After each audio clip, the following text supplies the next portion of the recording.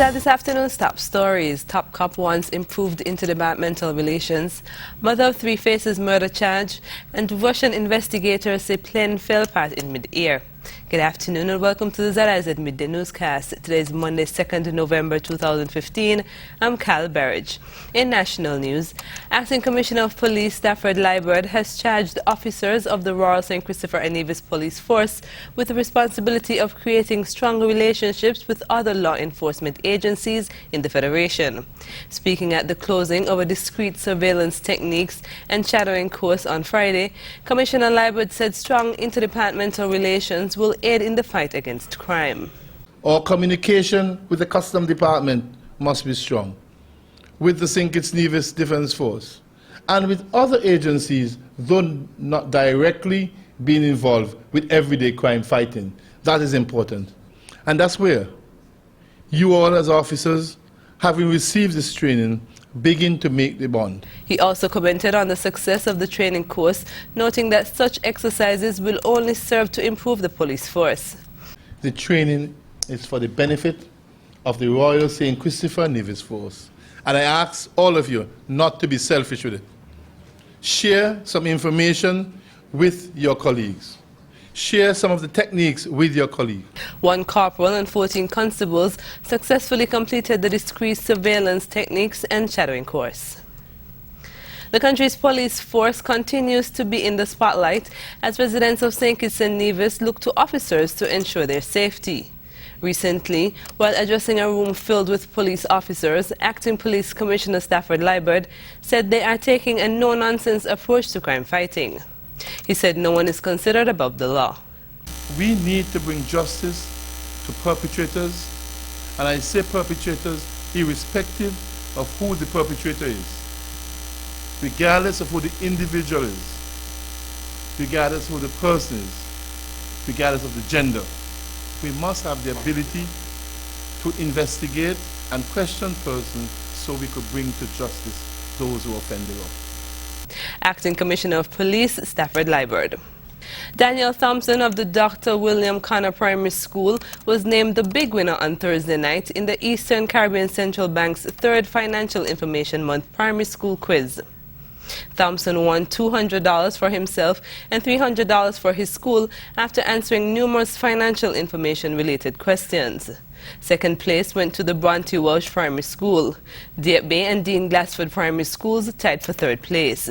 The quiz formed part of the ECCB's activity to mark October as Financial Information Month.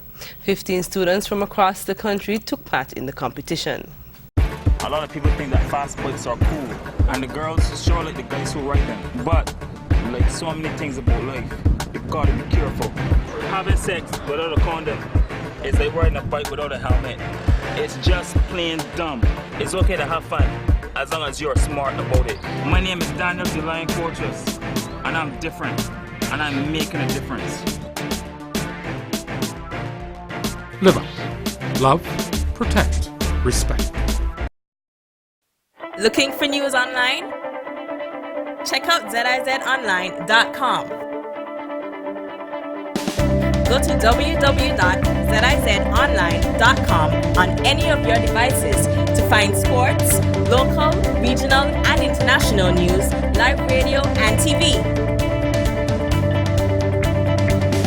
To stay in the know, like us on Facebook for ZIZ news and content on your newsfeed. zizonline.com, reaching you wherever you are. On to news on the regional scene. In St. Lucia, a mother of three was arraigned and is facing decades behind bars for the alleged death of her children's father. However, relatives of the murder accused asserted that the fatal stabbing on October 24th was the result of an abusive relationship.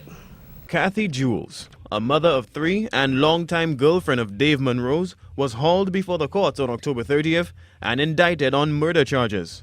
Off camera, HTS News Force spoke exclusively with family members of the murder accused, who claim Lesmore was the victim of physical abuse, allegedly at the hands of her estranged partner. She was being abused for over 15 years. She couldn't go anywhere. She couldn't dress. She couldn't go and drop her kids to school and just just stay and talk to somebody for 5 minutes. When she come back, she'll just get beaten. Dave Monrose was fatally stabbed in New Village Castries on the night of October 24th. Kathy Jules reportedly turned herself into custody hours later. On October 26, News Force spoke to the deceased's mother, Lucia Monrose, on her son's relationship and acknowledged some hostility between the couple. These people are together for decades from school. Wow. Yeah. They have 3 kids together, but they always have the ups and downs. Okay. They get through it. Everybody have problems, so. But as a mother, were you ever concerned about their relationship? Yes. Yeah. Did you ever talk to him about it? Maybe how it was going? It was okay. Okay. And all of a sudden it just. The relatives of Kathy Jules claim the alleged domestic abuse was known throughout the families well before the ill-fated confrontation. Because she took enough already. Enough is enough. She couldn't even go at her mother home. If she go by her mother and stay too long, when she come back, she'll be getting licks. And she spoke about that to all her families already, and we know what she went through. The boy family know what she went through. Everybody know what she went through.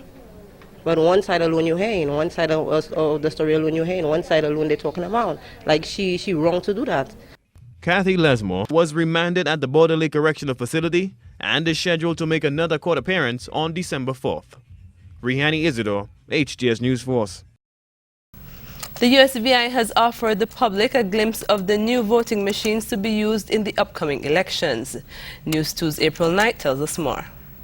The new machine that should safeguard Virgin Islanders' right to suffrage. That's how the new express vote is being pitched to members of the public at the St. Thomas St. John Election Board meeting on Friday. According to ES&S, express vote's main advantage is that it won't allow the voter to make mistakes that they can make on a regular paper ballot, including overvoting and problematic party symbol voting. Mistakes that you made, it will not allow you to make those mistakes. So every ballot that comes off the express vote that goes into the GS200 will be voted correctly. The process is quick.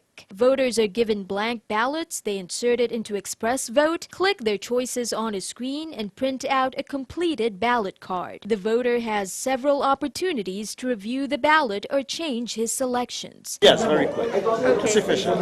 Yeah. Okay, so are you satisfied with this machine? I'm satisfied thus far. Express vote is only a ballot marking device, not a tabulator. The printouts still need to be inserted into the DS200s, the machines that actually count the vote. The express vote is also ADA compliant. In spite of attempts by the ES&S official to explain the advantages of the machine, members of the public who were present still expressed skepticism, but much of that was based on a persistent distrust of the election system and the Board of Elections. How can you control that nothing is being erased or changed? Well, for you to perform the function of erasing or resetting the machine, there is a special password that only the supervisor and her staff would know. There were also those who felt that the new machines are more complicated. Any problem with the machine that I voted on last year, the US200? I think yours one is more confusing than last year's. The express votes are expected to be used during the 2016 elections. Reporting for News 2, I'm April Knight. And internationally, investigations are ongoing after a Russian airliner crashed into Egypt's Sinai Peninsula shortly after takeoff, killing all 224 people on board. The charred debris scattered over 8 square miles across the barren and hilly desert. Today, Russian investigators on the scene inspected the wreckage. The plane split in two. A Russian aviation official said the Airbus 321 broke up in midair. But why? There are few answers tonight. The Metrojet flight took off just before 6 a.m. on Saturday from the popular resort town of Sharm el-Sheikh for St. Petersburg. Families posted final pictures before they took off, including this father and daughter as they boarded the plane. It climbed steadily to 31,000 feet before it started to quickly lose altitude. And 23 minutes after takeoff, it disappeared from radar. Looking at the tail section sitting alone in the desert is very telling. If that came off first, then the question is, was it a bomb or was it structural failure? The ISIS-linked group in the Sinai quickly claimed responsibility, but intelligence officials say they don't have the missiles that could take out a plane that high. Egypt says no distress call from the cockpit. But today, the ex-wife of the co-pilot told Russian TV he had repeatedly complained about the technical state of the plane, including on the morning of the crash. Russia declared today a national day of mourning as families grapple with their devastating losses. You lose your kids, this grieving mother said. Life is finished. Those black boxes will now be taken back to Moscow to try to unlock the mystery of this crash. In the meantime, 4 major international airlines have announced they won't be flying over the Sinai Peninsula until more is known about what happened. Leaders of South Korea and Japan have agreed to speed up talks on so-called comfort women. South Korea has insisted Japan compensates women forced into Japan's military brothels before and during World War II. Harry Fawcett reports. This relationship has been in a deep freeze since these leaders took office. The handshake and smiles hardly brimmed with warmth, but this moment might represent the start of the thaw. South Korea's President Park Geun-hye talked of the need for sincerity in order to heal painful history. Prime Minister Abe spoke of a new era of future-oriented relations. South Korea First wants Japan's Prime Minister to address the past, in particular the sexual enslavement of tens of thousands of young Korean women by the Japanese army before and during World War II, and compensate the dwindling number of elderly survivors of the so-called comfort women system. Perhaps the bare minimum was agreed, a promise to speed up talks on the issue.